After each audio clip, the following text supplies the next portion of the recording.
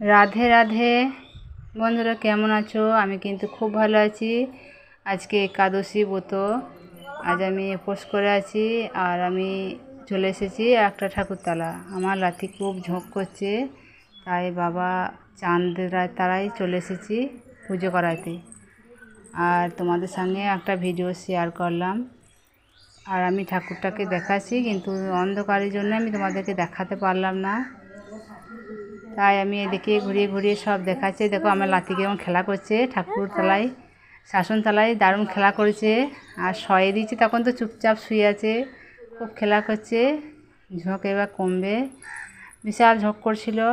তাই আমি আজকে বাড়িতেও থাকতে পারলাম না, কারণ বাচ্চার কান্না দেখে চলে গেলাম শাসনতলা। আর তোমাদের সঙ্গে সব কিছু শেয়ার করলাম। তোমরা দেখে আমাকে কমেন্ট করে জানিও। তাহলে ভালো থেকে রাধে রাধে।